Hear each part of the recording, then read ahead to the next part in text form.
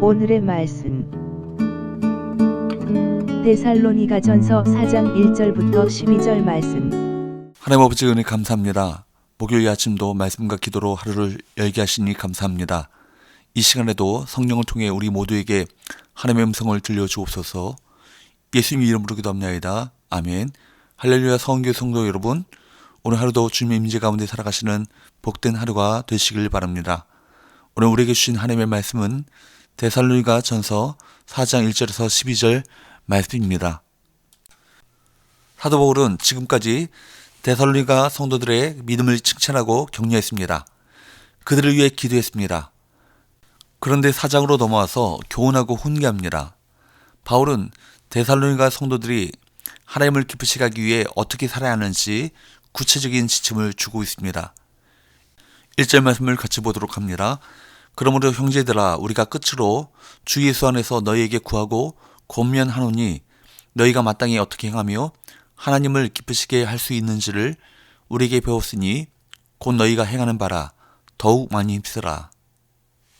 배운 대로 지금 잘하고 있으니 더욱 많이 힘을 쓰라는 애정어린 권면을 덧붙입니다. 2절, 우리가 주 예수로 말미암아 너희에게 무슨 명령으로 준 것을 너희가 아느니라. 바울이 데살로니가에 있을 때 주었던 삶의 지침은 주 예수님의 이름으로 준 것이었습니다. 그것은 윤리 도덕적으로 선택할 수 있는 기준이 아니라 하나님의 기준이라는 뜻입니다. 그 기준은 무엇일까요? 3절, 하나님의 뜻은 이것이니 너희의 거룩함이라 곧 음란을 버리고. 바울이 그들에게 주었던 삶의 지침, 곧 하나님의 기준은 다름 아닌 거룩함입니다. 데살로니가 지역에서 살고 있었던 성도들에게 있어서 하나님을 기쁘시게 하는 삶, 곧 거룩하게 사는 삶이란 다른 것이 아니라 음란을 버리는 것이라는 것입니다. 물론 음란을 버리고 성적으로 순결함을 지키는 것이 거룩한 삶을 다 설명해 주지는 않지만 성적으로 타락한 모습으로 살아가는 것은 거룩하지 못하다는 분명한 증거 중에 하나라고 할 수 있습니다. 성적인 타락과 음란함은 거룩함과 반대입니다. 성경에 보면 하나님 경외를 잃어버린 시대일수록 음행, 간음, 동성애 등 성적인 타락이 강하게 나타났습니다. 소돔성이 바로 그 예입니다. 우리는 본문에서 사도 바울이 굳이 데살로니가에 사는 성도들에게 거룩함이란 구체적으로 음란을 버리는 것이다 라고 말하고 있는 이 사실을 주목해야 합니다. 그것은 이곳이 음란한 지역이었기 때문입니다. 이 편지를 받고 있는 데살로니가는 마게도냐 지방의 중심 도시로서 경제적 부와 함께 음란함이 자리 잡고 있었습니다. 그래서 바울은 오랜 세월 그런 삶의 분위기를 익혀온 성도들에게 성도로서 지켜야 할 거룩함이 무엇인지를 가르치고자 했습니다. 4절부터 6절까지는 구체적인 지침들이 나옵니다. 4절, 각각 거룩함과 존귀함으로 자기 아내에 대할 줄을 알고. 4절의 명령은 언어로 직역하면 각각 거룩함과 존귀함으로 자기 그릇을 취할 줄 알고 입니다. 그릇이라는 스키오스라는 히라보를 한글 개역성경에서는 아내로 번역을 했는데요. 개역성경 번역에 따르면 바울은 각각 자기 아내를 거룩함과 존중함으로 대하라고 말합니다. 그런데 다른 대부분의 영어 성경 NIV나 ESV나 NET 같은 번역 성경에서는 자기 몸을 통제할 줄 알고 라고 번역하고 있습니다. 그렇게 본다면 다시 말해 이 명령은 이상적 부부관계에 제한되는 것이 아니라 모든 데살로니가 성도들이 자기 몸을 거룩하고 정결하게 보존할 것을 요구하고 있는 것입니다. 사랑하는 여러분, 복음을 믿는다는 말의 의미는 단순히 종교를 결정하는 정도, 그 정도에 그치지 않습니다.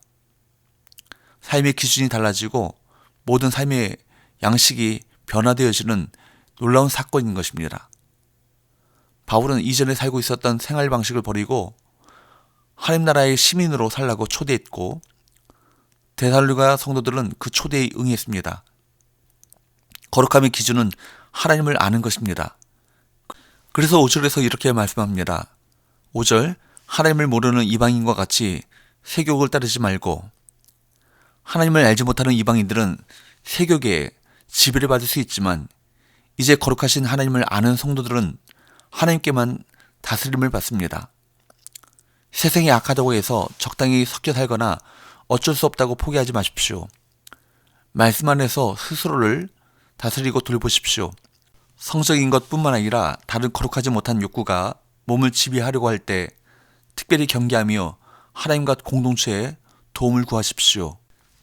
바울은 이어서 다른 사람을 어떻게 대할 것인지를 말합니다. 6절, 일의 분수를 넘어서 형제를 해하지 말라. 이는 우리가 너희에게 미리 말하고 증언한 것과 같이 이 모든 일에 주께서 신원하여 주심이라. 형제를 해하지 말라는 말의 뜻은 거룩하지 못한 욕구를 이루기 위해 다른 사람을 도구로 삼지 말라는 의미입니다. 고대 도시에서는 성적인 착취나 억압 등의 범죄가 빈번하게 일어났기 때문입니다. 그래서 바울은 다시 한번 하나님이 우리를 부르신 목적을 기억하게 합니다. 7절, 하나님이 우리를 부르심은 부정하게 하심이 아니요 거룩하게 하심이니. 그렇기 때문에 이 경고를 저버리는 사람은 어떤 결과를 초래합니까? 8절, 그러므로 저버리는 자는 사람을 저버림이 아니요 너희에게 그의 성령을 주신 하나님을 저버림이니라. 이 경고를 저버리는 자는 사람을 저버리는 것이 아니라 성령을 주신 하나님을 저버리는 것이라고 분명히 말합니다. 6절 말씀과 같이 자기의 욕구를 위해 사람을 도구로 이용하는 사람은 반드시 이 모든 일을 신원하시는 하나님께서 그를 심판하실 것입니다. 이제 9절에서 12절에는 거룩함을 추구하면서 형제사랑을 권면합니다.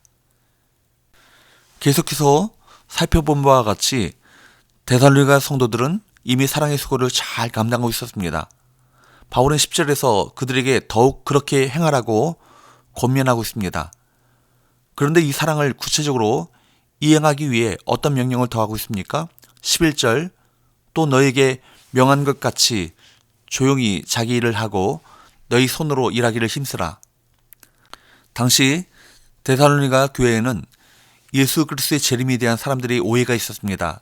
그 오해란 주님이 곧 다시 오실 텐데 일할 필요가 있느냐라는 식의 잘못된 생각이었습니다. 그래서 사도 바울은 이런 잘못된 생각에서 벗어나 지금 처해 있는 현장에서 최선을 다하라는 것입니다. 불신자들 앞에서도 칭찬받을 수 있는 삶을 살라는 것입니다. 하나님의 백성들은 영적인 거룩함만이 아니라 현실적인 성실함도 겸비해야 한다는 것입니다.